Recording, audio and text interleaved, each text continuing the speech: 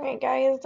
Today we're going to talk about proportions using cross products and scale factors. So this is really similar to our equivalent ratios. It's using kind of the same ideas as our equivalent ratios. Okay, so remember that when we draw the arrows showing the relationship, the arrow is always going to point towards the variable. So towards.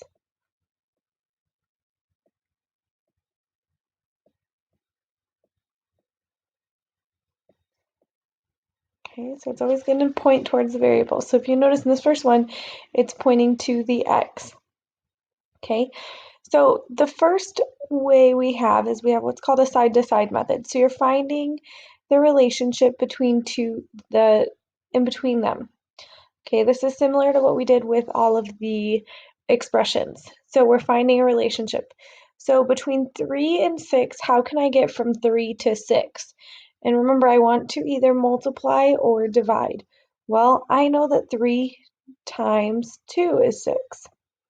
Now, if I multiply times 2 on the bottom, that means I have to do the same thing on the top and multiply by 2. So 5 times 2 is 10. So x is equal to 10. Okay. The next way we can do it is we can find the relationship within our proportion. So we can go top to bottom or bottom to top, either way. So here we have a relationship between 2 and 12.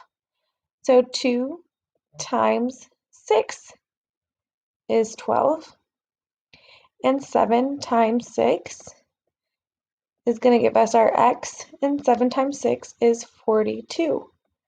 So x is equal to 42. Okay. The last way we have, and it's one that we're not going to use very often, but we still need to know how to do it, is what is called cross products. So when you can't find any relationship, you have to use the cross products. So when we use our cross products, we're going to multiply the two that are across from each other, and we're going to divide this one that's left over.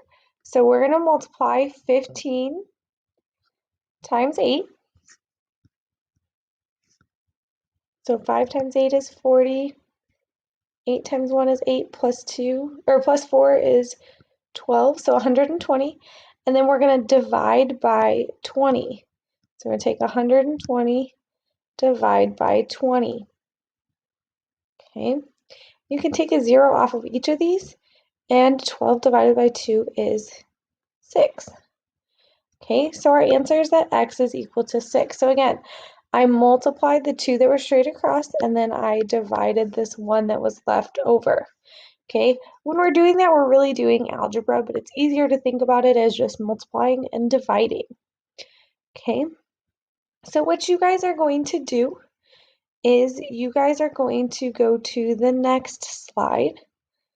Okay, on the next slide, we are going to do some of these practice problems. So I will do A of each of these right now with you, and then you guys will do B and C on your own. Okay, so if we look at A, I see a relationship between 6 and 24. So 6 times what? 6 times 4 is 24. So that means I also need to multiply by 4 on the top. And 2 times 4 is 8. So x is equal to 8. Okay. On the next one, the middle row, A, there is a relationship going up and down, so between 3 and 12, so our arrow is going to point towards our y. So to get from 3 to 12, you multiply by 4 again. So 2 times 4, y is 8 again.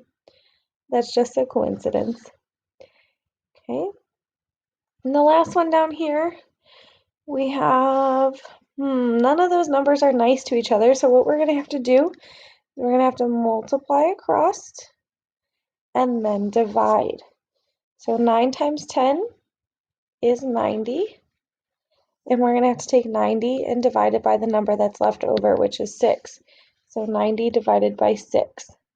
So 6 fits into 9 once, And take away 6. There's 3 left over and bring down the 0. And 6 fits into 35 times. And 5 times 6 is 30. So we're done. So the answer is that x equals 15. So what I want you to do is I want you to go through the rest of these on your own. And then I want you to come back and check your answer. So go ahead and pause the video and then come back to check your answers.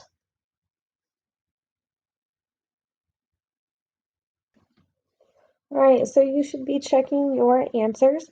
Notice on part C for the first line and the middle line, you did have to divide. So instead of multiplying, we divided by 3 and divided by 5 to get there. And then the bottom two, my work is over on the right in each of the corresponding colors for you guys to check.